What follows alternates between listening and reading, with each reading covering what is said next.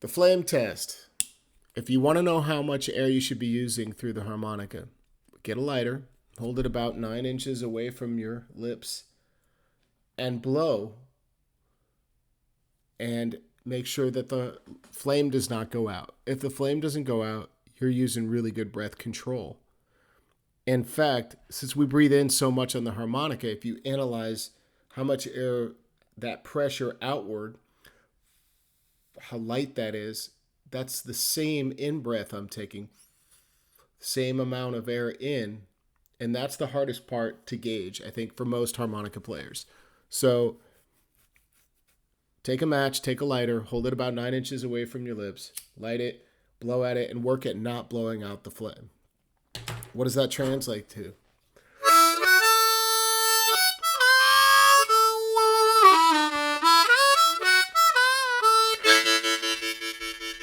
Plenty of volume and great tone.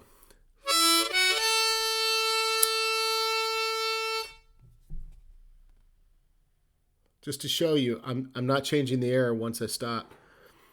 The hardest part about doing this is that we're breathing in most of the time, and we can't gauge that flame test with the in-breath. So what you got to do is just reverse your breath with that same amount of pressure and breathe in and start working on limiting the amount of air you take in and that you put through your harmonica. The results will be fantastic. Like I said, you'll have great tone, all the volume you need if you work from this approach, and you'll have a lot more control over your bending and all sorts of other high-level techniques. Work on your breath control.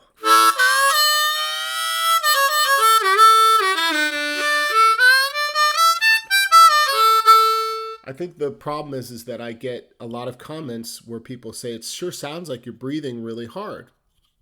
And I'm not. And so it's kind of deceptive. Like, people think they need to push more air through when the bends are not coming out the way they want, or they're trying to work on blow bending. Blow bending is a perfect example of just an area where you need such little amount of air, and all of it is in the tongue position and the control. I was on a D and this is an A harmonica. It's just nothing. If I could share with you beyond the flame test, I would, but if you take my word for it, start working on your breath control from this perspective, and I guarantee the results will be phenomenal. I want to make a quick announcement and let you know that there's a class coming up, not this weekend, but next, June 6th on Saturday. Maybe some of you have witnessed the duo performances that I've been doing here on this channel with my good friend, Mr. Andrew Duncanson. Well, we are going to co-teach a class on June 6th, and the class is Learn to Sing the Blues, and Andrew's going to take you through learning potentially your first blues song, or for those that already sing, he's going to help you improve your singing. And the song we're going to look at is Messin' with the Kid, and I'll take on some harmonica parts and talk about the main guitar riff that runs through the intro and how you can play that on the harmonica, and then I'll talk about improvisation approaches to that style of kind of more funky blues.